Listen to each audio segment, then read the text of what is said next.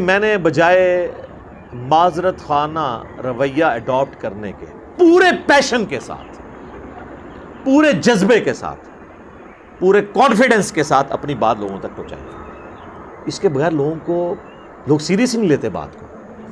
یہ من کر کے دنیا میں چینج نہیں آئے گی سر، چینج آئے گی نہ، بالکل یہ کہیں نہیں لکھا ہوا، لا ریفرنس پیش کر، یہ نہ سے چینج آتی ہے۔ یہ ویسے ایک جز ہے، ویسے تو پورا شعر ہے کہ نہ میں واپی نہ میں بابی، میں ہوں مسلم علمی کتاب، اور اس کا جو فائنل ورژن ہے وہ ہے کہ مرنے سے پہلے اے مسلمان کر لے اس پہ غور، کتابوں کا خدا اور ہے بابوں کا خدا اور، جس کا تعارف کتابوں سے ہوتا ہے نا وہ اللہ اور ہے، اور جو بابے جس کا تعارف کرواتے ہیں وہ اپنے ذوم میں تو اسی اللہ کا کروا رہے ہیں، لیکن وہ تعارف اللہ کا نہیں ہے۔ تو چونکہ میں پورے کانفیڈنس سے بات کرتا ہوں تو بعض کا لوگ یہ بھی سمجھتے ہیں یہ تکبر میں کر رہا ہے، نہیں تکبر نہیں، یہ میرے ایمان کا تقاضا ہے۔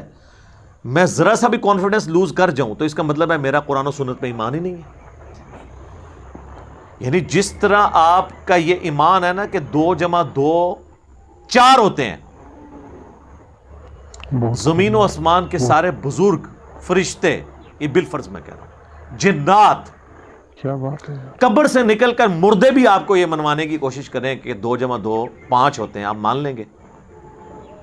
اس سے اگلی بات، کوئی چاند کے 2 ٹکڑے کر دے، سورج کے 4 ٹکڑے کر دے، آسمان کو زمین پہ لے آئے، زمین کو آسمان پہ لے جائے، یہ بالفرض، اور کہے کہ یہ دلیل ہے کہ 2 + 2 5 ہوتے ہیں، آپ مانیں گے؟ تو آپ کی شعبدہ بازیاں جو صرف خوابوں میں، کتابوں میں آپ کے بابوں نے لکھی، جو حقیقت میں ایگزسٹ نہیں کرتی، ان شعبدہ بازیوں کے اگینسٹ آپ تو 2 + 2 کو 5 ماننے کے لیے تیار نہیں، تو میں قرآن و سنت کو غلط ماننے کے لیے کیسے تیار ہو جاؤں؟ میں کہتا ہوں جن بابوں کے اوپر آپ کا ناز ہے نا، یہ قبر سے نکل کے ڈائریکٹ میرے ساتھ بات بھی کریں نا، اور کہیں کہ دین وہ نہیں جو قرآن و سنت میں لکھا ہوا ہے، اور وہ ہے جو ہم نے نسل در نسل شفٹ کیا ہے، تو 2 منٹ میں بزرگ غائب کر دوں گا آپ کو۔ میں پڑھوں گا لا حول ولا قوت الا باللہ، شیطان ہوگا چیخ مار کے دور چلا جائے، وہ قبر سے باہر نکل نہیں سکتا۔ یہ اللہ کا فتویٰ ہے سورہ یاسین میں اور سورۃ الواقعہ میں کہ جو مر گیا نا وہ واپس نہیں آ سکتا۔ حضرت عیسیٰ علیہ السلام بھی جو مردہ زندہ کرتے ہیں وہ دنیا میں واپس نہیں آتا تھا، وہ وقتی طور پر صرف ان کے نبی ہونے کی گواہی دیتا تھا، اور یہ صرف یہ حضرت عیسیٰ کا ہی معجزہ ہے، چلتا پھرتا نہیں تھا، بس مردہ وہ ہوتا پھر واپس دوبارہ جاتا، مردہ نہیں واپس آ سکتا، ناٹ ایٹ آل۔ کہانیوں میں آپ جتنے مرضی واپس لاتے رہے، وہ ہندوؤں کے پاس بھی بڑی کہانیاں اس طرح کی موجود ہیں۔ تو چونکہ میں پورے پیشن کے ساتھ بات کرتا ہوں نا، تو اس کے اگینسٹ انہوں نے پتہ کیا گالی ڈیوائز کی ہے، گستاخ ہے، بے ادب ہے، بات کرنے کی تمیز نہیں ہے۔ واللہ اگر میں قرآن و سنت سے آپ کو حوالے دینا شروع کروں نا اور میں آپ کو بتاؤں نا، تو آپ بڑی بڑی ہستیوں پہ گستاخی کا فتویٰ لگاتے ہیں۔ چلیں میں آپ کو حصول برکت کے لیے ایک بات بتا دیتا ہوں۔ صحیح بخاری میں کم از کم 4 جگہ پہ سیدنا ابو بکر کا خطبہ آیا ہے نبی علیہ السلام کی میت کے اوپر۔ حدیث کے الفاظ ہیں کہ سیدنا ابو بکر آئے، حجرہ عائشہ میں داخل ہوئے، سلام اللہ علیہ، نبی علیہ السلام کی مبارک چادر آپ کے مبارک چہرے سے ہٹا کر ماتھے پہ بوسہ دیا اور کہا اللہ کے نبی آپ پر اللہ 2 موتیں جمع نہیں کرے گا، ایک موت آپ کو آنی تھی وہ آ گئی، اب آخرت کی ہمیشہ کی زندگی ہے یا نہیں۔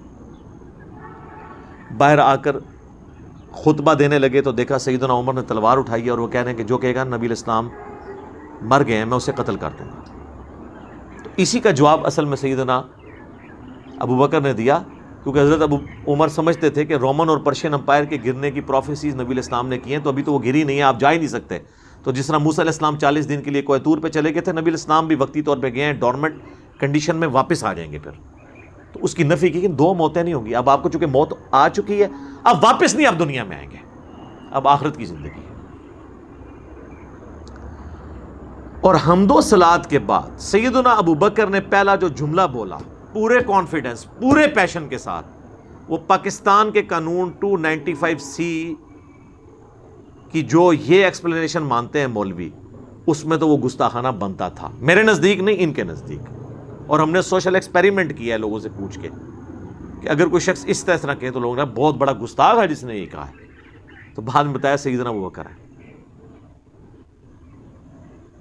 کیا کہا؟ الا آگاہ ہو جاؤ، من کان یعبد محمدا فإن محمدا قد مات، جو کوئی بھی تم میں سے محمد کی عبادت کرتا ہے یا کرے گا، وہ جان لے کہ محمد مر چکے، وصال نہیں فرما چکے، مر چکے، مات۔ اور پھر آپ رضی اللہ تعالیٰ عنہ نے ساتھ ہی فرمایا وَمَنْ كَانَ يَعْبُدُ اللَّهَ فَإِنَّ اللَّهَ حَيٌّ لَا يَمُوتُ، اور جو کوئی اللہ کی عبادت کرتا ہے اور کرے گا، وہ جان لے کہ اللہ کو کبھی موت نہیں آئے گی، وہ ہمیشہ زندہ رہے گا۔ اب میرا سوال ہے کہ صحابہ میں کون نبی الاسلام کی عبادت کرتا تھا؟ تو یہ فرضی جملہ کیوں بولا؟ یہ ہوتے تو یہ کہتے ہو لے ممبر تو تھلے فرضی جملے بولنا ہے، شرک ختم ہو چکے اور تو سانو فرضی گلاں کرنا ہے، سانو نہیں پتہ کہ عبادت کرنی ہے، فرضی جملہ ہے نا۔ ہاں قرآن کی آیت پیش کرنے کا تو رائٹ تھا، وہ آیت بھی پڑھی انہوں نے، انک میت و انہم میتون، سورہ الزمر آیت نمبر 30، نبی تمہیں بھی مرنا ہے، تمہارے مخالفین کو بھی مرنا ہے۔ پھر سورہ ال عمران کی آیت نمبر 144 بھی تلاوت کی، وما محمد الا رسول قد خلت من قبلہ الرسل افإن مات او قتل، محمد تو نہیں مگر ایک رسول، اگر یہ مر جائیں یا قتل ہو جائیں اور پاکستان میں یہ وصال فرما جائیں یا شہید ہو جائیں، تو کیا تم دین سے الٹے قدم پھر جاؤ گے؟ یہ آیت انہوں نے اپنی بات کے ثبوت میں دی، یہ آیت ہی کافی تھی، اپنا فرضی جملہ کیوں بولا؟ یہ کہتا ہے نا جی حدیث میں الفاظ ہوتے نہیں، آیت میں نہیں ہے، کیوں بولتا ہے؟ لیکن اس کے مخالف نہیں ہوتے ہیں، اس کو سپورٹیو ہوتے ہیں۔ وہ بولتا ہوں تو جناب آپ کے دماغ میں ڈرل ہوتی ہے نا سر، اس کے بغیر تو سمجھ نہیں آتی۔ میں جب بھی حدیث اسامہ ابن زید والی بیان کرتا ہوں بخاری اور مسلم سے، کہ جب ایک میدان جنگ میں ایک کافر ان کے تلوار کے نیچے آیا تو اس نے اس وقت کلمہ پڑھ دیا، پھر بھی انہوں نے اسے قتل کر دیا، اور بعد میں دل میں قلق آیا کہ مجھ سے غلطی ہوئی ہے، نبی الاسلام کو خود ہی جا کے بتا دیا، یا رسول اللہ اس نے کلمہ پڑھا تھا۔ آپ نے فرمایا اسامہ کیا تم نے اس کو کلمے کے بعد بھی قتل کر دیا؟ یا رسول اللہ اس لیے کہ وہ ڈر کے کلمہ پڑھا تھا۔ آپ نے فرمایا کیا تو نے اس کا دل چیر لیا تھا؟ اسامہ تو کیا کرے گا جب وہ قیامت والے دن کلمہ پڑھتا ہوا اللہ کے حضور تیرے خلاف مقدمہ قائم کر دے گا؟ اسامہ تو کیا کرے گا؟ اسامہ تو کیا کرے گا؟ آپ یہ جملہ ریپیٹ کرتے رہے، حتیٰ کہ حضرت اسامہ کہتے ہیں میرے دل میں خواہش ہوئی آج سے پہلے میں کافر ہوتا، آج کلمہ پڑھ کے مسلمان ہوتا اور میرا یہ گناہ تو کم از کم دھل جاتا۔ تو یہ حدیث کے اندر میں ایک جملہ بولتا ہوں جو اس میں لکھا نہیں ہے، لیکن وہی ہے جس طرح حضرت ابوبکر نے جو کچھ بولا وہ قرآن حدیث میں لکھا کوئی نہیں ہوا تھا، من کان یعبد محمدا فإن محمدا قد مات۔ میں کیا جملہ بولتا ہوں کہ حضرت اسامہ نے یہ نہیں کہا کہ جی یا رسول اللہ میں نے دل چیر لیا تھا کیونکہ میرے گھوڑے کے قدموں سے جو خاک اڑے گی اور وہ میرے گھوڑے کے نتنوں میں بیٹھے گی، اس کو بھی کوئی امت کا بڑے سے بڑا بزرگ غوث کتب ولی نہیں پہنچ سکتا، اور وہ تو سارے دل کا حال جان لیتے ہیں، ان کو تو کشف القبور بھی ہو جاتا ہے، تو میں تو ان کا امام ہوں، جی یا رسول اللہ میں نے دل چیر کے دیکھ لیا تھا، میرے سے تو کوئی چیز چھپی نہیں رہی، مجھے تو علم غیب بھی ہے۔ یہ جو میں انالیسس کرتا ہوں نا، یہ اصل میں ان کے دماغ میں کرتا ہے ڈرل، جنہوں نے ہدایت لینی ہے، اور جو گمراہی پہ تلے ہیں نا ان کو یہ تلوار کی طرح ان کے دل پہ جا کے لگتا ہے، وہ تو کہتے ہیں جناب یہ تو شکل بھی نہیں ہم نے دیکھنی، ہے ہی گستاخ ہے۔ سر آپ نے حضرت ابوبکر کے ساتھ بھی یہی کچھ کرنا تھا، اگر آپ کو یہ بتایا نہ جائے کہ ان کا خطبہ ہے، کیونکہ آپ لوگوں نے تو کہانی کرائی ہے کہ نبی الاسلام کو زندہ دفنایا گیا۔ جی وہ آپ کو جب دفنا رہے تھے اس وقت بھی ہونٹ ہل رہے تھے اور امتی امتی کی آوازیں آ رہی تھی۔ جی یہ دیوبند مدرسے کے بانی قاسم نانوتوی نے اپنی کتاب آب حیات میں لکھا ہے، حیات النبی والی کتاب میں، وہ صحابہ جنہوں نے اپنی جانیں دی ہیں حضور کو بچانے کے لیے، انہوں نے زندہ آپ کو دفنا دیا۔ ظاہر ہے جی پھر ہونٹ تو پھر اگر ہل رہے تھے، آخرت کی زندگی میں تو ہونٹ نہیں ہلتے، آخرت کی زندگی میں تو سانس بھی نہیں ہوتا، آخرت کی زندگی میں ٹوائلٹ بھی نہیں ہوتا، یہ تو ساری دنیاوی زندگی کی چیز ہے۔ اور عباس رضوی صاحب جو بریلوی عالم ہیں، انہوں نے حیات النبی پہ کتاب لکھی، جو امام بیہقی کی کتاب ہے نا حیات الانبیاء فی قبورہم، اس کی شرح لکھی انہوں نے، تو اس میں انہوں نے آب حیات کے اس جملے کو کوٹ کر کے کہا کہ تم لوگ جو ہے نا وہ اس کو قاسم نانوتوی کو کچھ نہیں کہتے ہیں، ہمارا کم از کم یہ والا عقیدہ نہیں جو دیوبندیوں کا ہے، ہم کہتے ہیں کہ حضور فوت ہو گئے ہیں۔ تو انہوں نے حیات النبی پہ ان کو بھی ٹانٹ کیا ہے کہ ان کا جو حیات النبی ہے ہم سے بھی زیادہ غلو پہ مبنی ہے، یہ خالی میں نے نہیں گرفت کی ہے۔ تو علمی طریقے سے معاملات کو لے کے چلیں. اب یہ میں نے یہ ساری باتیں کوئی پوائنٹس میں لکھی نہیں ہوئی تھی, یہ تو میں پھر 2-3 گھنٹے بولتا رہوں گا, باتیں ختم نہیں ہوں گی, لیکن جو میں سمجھتا ہوں نا ضروری میں اس کو ساتھ ساتھ کلیئر کروں تاکہ آپ کو یہ بات سمجھ آ جائے کہ یہ گستاخی اور جو بے ادبی کا فتویٰ لگاتے ہیں نا یہ خام خواہ ہے.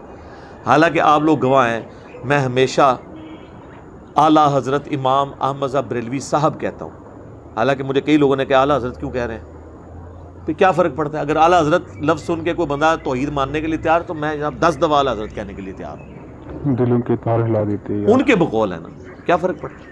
بیان کرنے کا انداز. میں نے ہمیشہ کہا اشرف علی تھانوی صاحب, تو کیا یہ بریلوی علماء کہتے ہیں؟ دوسروں کو یہ کہتے ہیں مرحوم, اپنے کو کہتے ہیں رحمت اللہ علیہ, یہ انہوں نے نام رکھے ہوئے. ایون طارق جمیل صاحب جیسے ہی ماڈریٹ شخصیت بھی انہوں نے کہا مولانا احمد رضا خان بریلوی مرحوم, انہوں نے بھی رحمت اللہ علیہ نہیں کہا, ان کی آڈیو ریکارڈنگ موجود ہے.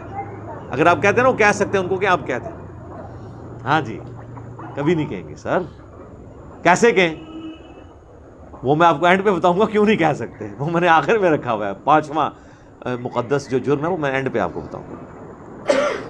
تو ہم لوگ تو اللہ کا شکر ہے احترام سے نام لیتے ہیں, ورنہ یقین کریں جن لوگوں نے چشتی رسول اللہ یا اشرف علی تھانوی رسول اللہ کلمے پڑھائے یا انڈورس کیے, یہ کتابوں میں چھاپے, یہ سیدنا عمر کے زمانے میں ہوتے, تو آپ کیا سمجھتے ہیں حضرت عمر نے ان کو زبان سے سمجھانا تھا؟ تو میں حضرت عمر سے 1 کروڑ گنا کم اپنے مزاج میں سخت ہوں. حالانکہ ان کو نبی علیہ السلام کی صحبت بھی ملی تھی, اس کے باوجود ان کی طبیعت کی سختی نہیں گئی. تو میں نے تو آج تک تلوار نہیں سونتی, تو میری نرمی بہت زیادہ ہے ان سے. یہ میں آپ کو ایک علمی بات کر رہا ہوں. اب یہ نہ کہ کل کو کوئی کہہ دے کہ میں نے اپنا مرتبہ ان سے بڑھا دیا. میں آپ کو فرق بتا رہا ہوں کہ ان کی سختی ایکسیپٹ کی ہوئی ہے نا آپ نے, تو میری تو سختی ہے بھی نہیں ہے. آپ ذرا میری طرح کام تو کر کے دیکھیں, پھر آپ کو پتہ چلے گا میں تو سب سے نرم بندہ ہوں, اور گستاخانہ عبارتوں میں جتنے لوگ بول رہے ہیں نا سب سے نرم میں ہوں. میرے زیادہ نرم بندہ آپ کو ملے گا نہیں کوئی. اور ٹی وی پہ آ کے لوگ بڑے بڑے نرم انداز میں بات کرتے ہیں, آپ الگ سے ان کی ذرا ویڈیوز دیکھ لیں, وہ لیک ہوتی ہیں تو پھر آپ کو پتہ چل جاتا ہے کہ کس قسم کی ویڈیوز ان کی لیک ہوتی ہیں. یہ پچھلے دنوں ہمارے ایک بابا جی کی ویڈیو نہیں تھی لیک ہوئی, بادشاہی مسجد جو دیوبندیوں کے پاس ہے, چونکہ بریلوی دیوبندی اور اہل حدیث دونوں کو وہابی کہتے ہیں. تو اذان مغرب شروع ہوئی مزار اقبال پہ, یہ 9 نومبر 2020 کی بات ہے, ویڈیو ریکارڈ موجود ہے. تو انہوں نے کہا جی اٹھو جی, چلو جی, انہاں دی کیڑی جان ہے, اے دے سوراں دے سور نے. کہنا انہاں بڑیاں دا اخلاص منگو تو بڑے بڑے لوگ ہم قداماں نو خیر پا ہی دیں گے. چلو جی چلیے, او بھابیاں دی اذان اے تے کیڑا دے اے تے سور چلو چلیے.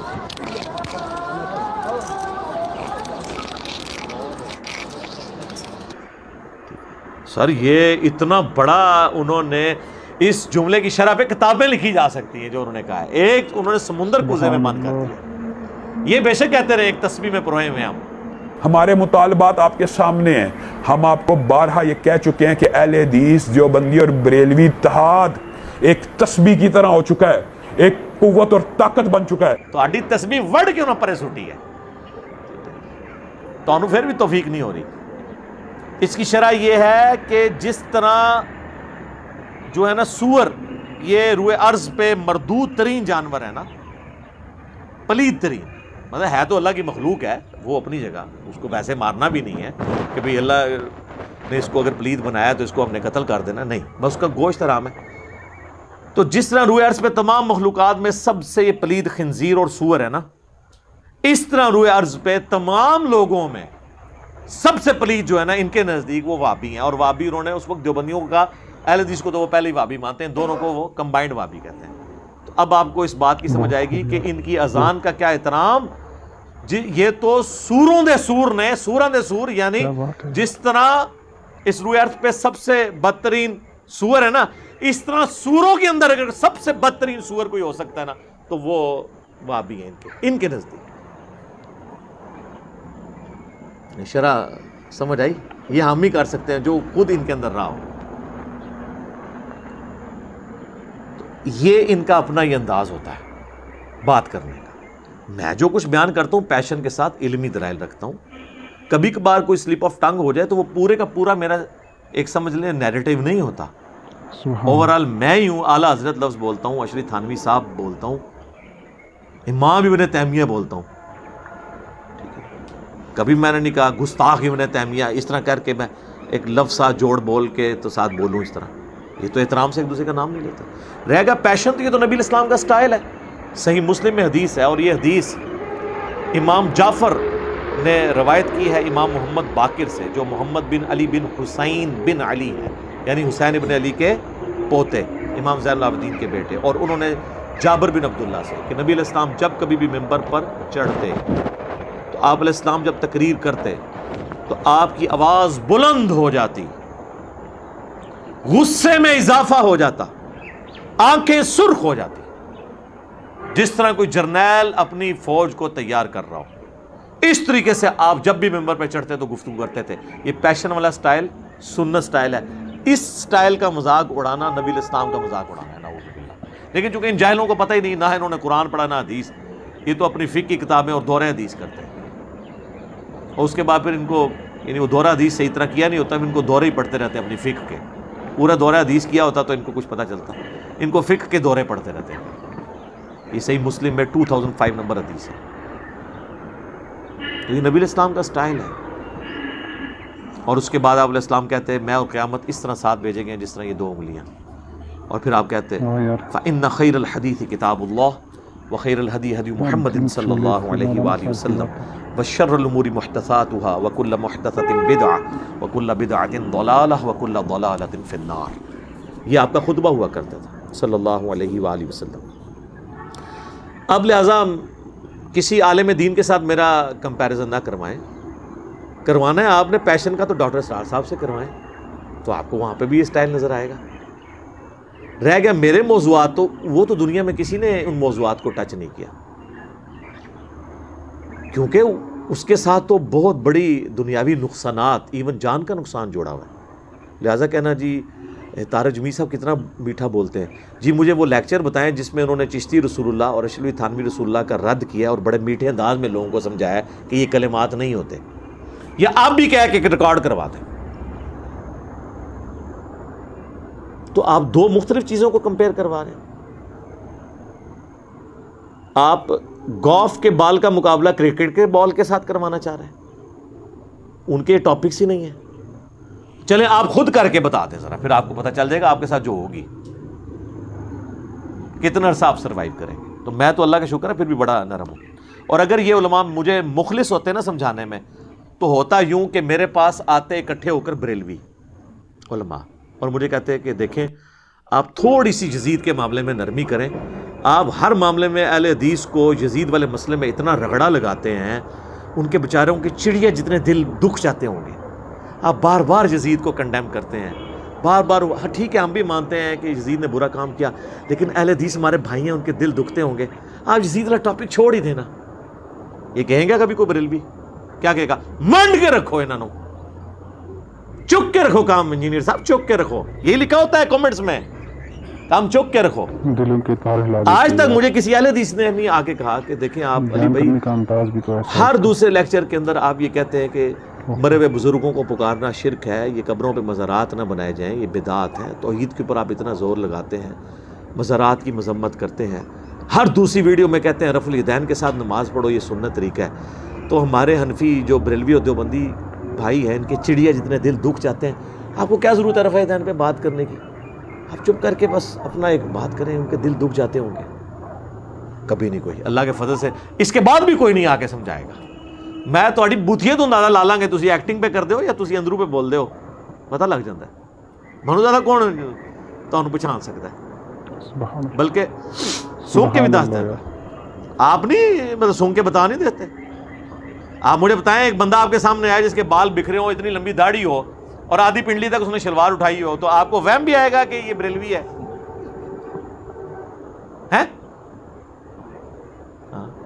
اسی طریقے سے ایک بندہ جو ہے خوبصورت سی ایک مٹھی کے برابر بالکل گول کر کے داڑھی اور ایک سخت سی ٹوپی اس نے پہنی ہو اور مجھے صاف کی ہوں, آپ کو یہ وہم بھی آئے گا کہ یہ جو ہے وہ اہل حدیث ہے. آپ کہیں گے دیوبندی تبلیغی ہے.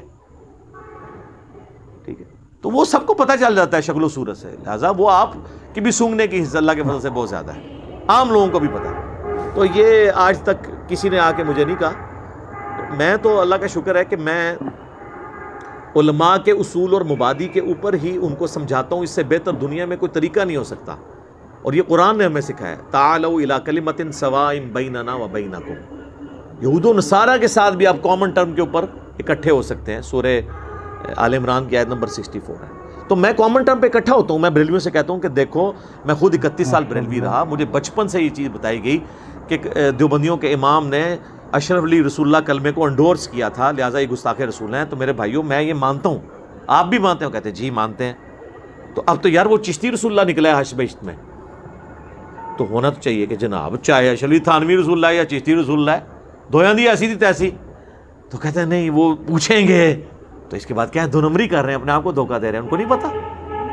یہ میں کٹر لوگوں کی بات کر رہا ہوں, باقی تو لوگ قبول کر لیتے ہیں. ہماری دعوت سب سے زیادہ بریلویوں نے قبول کی ہے. اس سے بہتر کوئی اصول اور مبادی نہیں ہے. میں دیوبندیوں سے کہتا ہوں کہ میرے بھائیوں آپ کا کیا جھگڑا ہے بریلویوں کے ساتھ؟ دونوں حنفی, دونوں ایک ہی روحانی باپ کی اولاد فقہی طور پہ. مسئلہ کیا ہو؟ کہتے ہیں یہ مشرک ہیں, قبروں سے ان کے بڑے غلط عقیدے ہیں. تو میں کہتا ہوں میرے بھائی یہ تو آپ کے بھی جو سمان قاسمی کے اندر لکھا ہوا ہے کہ قاسم نانوتوی جنہوں نے مدرسہ دیوبند بنایا تھا وہ اپنے مرنے کے 6 سال کے بعد خواب میں نہیں بیداری میں قبر سے نکلے, دیوبند کے 2 مولویوں کی صلح کروا کے واپس قبر میں چلے گئے. اب ہونا تو یہ چاہیے کہ جناب ہونا بھی لکھا ہے تو وہ بھی ہوئی کوئی سن, لیکن جن کو ہدایت ملنی ہے وہ کہہ دیتے ہیں ٹھیک. اہل حدیثوں سے میں کہتا ہوں میرے بھائیو آپ کو کیا مسئلہ ہے؟ وہ کہتے ہیں دیکھیں جی ہماری تو ہر چیز بخاری مسلم میں لکھی ہے, نماز کا طریقہ دیکھ لیں, فلاں چیز دیکھ لیں. تو ہم کہتے ہیں اچھا تو بخاری مسلم میں جو لکھا ہے ہاں جی اس کی تو تمام متصل الاسناد مرفوع حدیث جو ہیں قطعی الصحت ہیں, اور یہ تو جو بخاری مسلم کو نہیں مانتا وہ تو گمراہ ہے, اہل سنت سے خارج ہے. ہم کہتے ہیں ٹھیک ہے ابھی چیک کر لیتے ہیں, آپ کو بھی ٹیسٹ لگا لیتے ہیں. تو سر صحیح بخاری اور مسلم دونوں میں حدیث موجود ہے, اور بخاری کا اس کا طریق ہے 2812. ہاں جی اب تو ویسے اس کا نمبر ہی بولیں تو ساتھ ہی کھوتی مر جاتی ہے ندی, کہ نبی صلی اللہ علیہ وآلہ وسلم نے فرمایا وائے عمار تجھے ایک باغی جماعت قتل کرے گی, تو انہیں اللہ اور جنت کی طرف بلائے گا اور وہ جماعت دوزخ کی طرف بلا رہی ہوگی. تو ہم کہتے ہیں میرے بھیا پھر فیصلہ کرو کہ مولا علی کی پارٹی جنت اور اللہ کی پارٹی ہے, اور مولا علی کے مخالفین جو آل امیہ تھے وہ جہنم کی طرف بلانے والی پارٹی ہے. جہنمی نہیں میں کہتا, جہنم کی طرف بلانے والی. ساتھ ہی وہ بخاری مسلم کا بخار محبت ختم. یہ حدیثیں نہیں بیان کرنی چاہیے. ہم کہتے ہیں سر مسلم کا آپ مقدمہ پڑھیں, صحیح مسلم کے مقدمے میں لکھا ہے, امام مسلم میں نے خود لکھا ہے کہ میں تو عوام الناس کے لیے حدیثیں لکھ رہا ہوں. تم کہہ رہے ہو وہاں میں بیان نہیں کریں گے, تو چلے مسلم کی آپ کو حدیث بیان کر دیتے ہیں, کریں جی. مسلم شریف میں 4776 نمبر حدیث ہے کہ عمر بن عاص خانہ کعبے کے سائے میں بیٹھے ہوتے ہیں, عبداللہ بن عمر بن عاص, اور ایک تابعی آ کے ان سے کہتا ہے عبد الرحمن بن عبد رب کعبہ, جب وہ حدیث بیان کرتے ہیں کہ امیر کی اطاعت کرنی ہے, تو کہتے ہیں یہ آپ نے اللہ کے نبی سے خود سنا تھا. ان کا میں کعبے کے سائے میں بیٹھا ہوں, میں نے میرے کانوں نے نبی علیہ السلام سے خود سنا تھا کہ اطاعت امیر کرنی ہے, میری آنکھوں نے حضور کو دیکھا, میرے دل نے آپ کی بات یاد رکھی. انہوں نے کہا پھر اگر یہی بات ہے تو آپ کے چچا کا لڑکا معاویہ ابن ابی سفیان ہم تو احترام سے نام لیں گے رضی اللہ عنہما, جو ہمارے امیر ہیں اس وقت, وہ تو ہمیں حکم دیتے ہیں کہ ہم لوگوں کو ناحق قتل کریں اور لوگوں کا مال حرام طریقے سے ہڑپ کریں, جبکہ سورہ نساء میں آیت نمبر 29 میں اللہ تعالیٰ فرماتا ہے کہ اپنوں کو مت قتل کرو, یعنی ایک دوسرے کو, یعنی ایک دوسرے مسلمان ہی ہوتا ہے نا, اس لیے اس کو کہا کہ اپنوں کو گویا قتل کرنا ہے, ایک دوسرے کو قتل کرنا ہے, اور ایک دوسرے کا مال حرام طریقے سے ہڑپ مت کرو. اب ہمیں بتائیں ہم اللہ کی بات مانیں کہ یا معاویہ کی بات مانیں؟ تو وہ خاموش ہو جاتے ہیں. ان کا تو خیال ہے خاموش ہو کے انہوں نے کہا ہوگا تجھے ایران سے پڑھنا تھا, کہیں تو انجینئر کی ویڈیوز تو نہیں دیکھتا, تو کہیں ٹریک تو نہیں دیس پڑھ, وہ سب کھال کہتے ہیں جن کاموں میں معاویہ اللہ کے حکم کے مطابق چلاتا ہے اس میں ان کی اطاعت کرو, اور جس میں وہ مخالفت کرے تو اس کی نافرمانی کرو. یہ حدیث جب ہم مسلم سے بیان کرتے ہیں تو یہ ماننے کے لیے تیار ہو جائیں گے. اور اس سے بڑی حدیث صحیح مسلم کی 240, علی سے محبت نہیں رکھے گا مگر مومن, علی سے بغض نہیں رکھے گا مگر منافق. بغض علی کی جتنی شکلیں ہیں وہ منافقت کی اولین علامتوں میں سے ایک علامت ہے. بس آپ یہ حدیث کسی سنی کی مسجد میں لگا کے دیکھیں سے یار دل کو چھو دیتی ہے اس کی تو شام تک وہاں پہ گھڑبڑ شروع ہو جائے گی, چاہے وہ بریلوی ہو, دیوبندی ہو, اہل حدیث ہو. کیونکہ انہیں پتہ چل جائے گا کہ بھئی یہ تو کسی اور پلیٹ فارم سے بول رہے ہیں، حالانکہ مسلم شریف ہمارا ہی پلیٹ فارم ہے، بخاری ہو مسلم، یہ دونوں ہمارے ہی پلیٹ فارم۔ تو اس کے اوپر مجھے بتائیں اب اہل حدیث کو کیا غصہ کھانے کی ضرورت ہے؟